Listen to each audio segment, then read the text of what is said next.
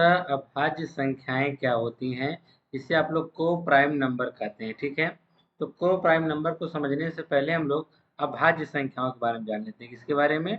अभाज्य संख्या।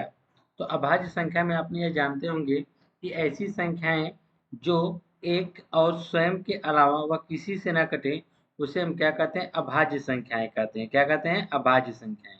लेकिन सहअभाज्य संख्याएं क्या होती हैं? कहा गया कि ऐसी संख्याओं के ऐसे जोड़े जिनमें एक के अतिरिक्त कोई अन्य गुणनफल उभयनिष्ठ न हो, तो ऐसे जोड़ों की दो संख्याएं परस्पर अभाज्य संख्याएं अथवा सहअभाज्य संख्याएं कहलाती हैं। जैसे 7, 3 में एक के अतिरिक्त अन्य कोई उभयनिष्ठ गुणनखंड नहीं है, अतः 3 और 7 परस्पर सहअभाज्य संख्याएं हैं।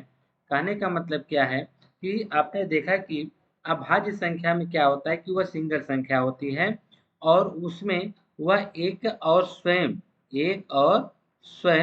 के अलावा किसी से नहीं करती, उसे हम अभाज्य कहते हैं।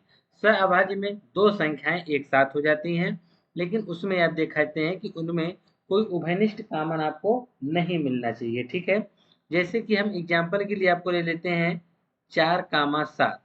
तो आप यहाँ पे आप देखेंगे तो 4 और 7 में कुछ भी कॉमन, एक के अतिरिक्त कुछ भी कॉमन नहीं है, जिसे हम क्या कहेंगे? सहअभाज्य संख्याएं कहेंगे। तो दोनों संख्याएं तो साथ साथ हैं, परंतु यह क्या, इसमें कोई भी संख्या एक के अतिरिक्त कॉमन नहीं है, यह सहअभाज्य कहलाएंगी। जैसे एग्जाम्पल के लिए हम ले लेते हैं 15 और हम 22 ले लेते हैं। तो आप यहाँ देखेंगे 15 और 22 में एक के अलावा कुछ भी कॉमन नहीं है, तो आप ये कह सकते हैं ये कैसी संख्याएं हैं? सहअभाज्य संख्याएं हैं। इसी प्रकार से एक एग्जाम्पल और आप ले सकते हैं। जैसे मान लीजिए हमने ले लिया 27 और 32। तो 27 और 32 में आप देखेंगे क्या कॉमन मिल सकता है? तो 27, 32 में एक के अलावा कुछ भी कॉमन मिलने वाला नहीं है, तो 27 और 32 भी हमारे लिए क्या है? सहअभाज्य संख्याएं हैं।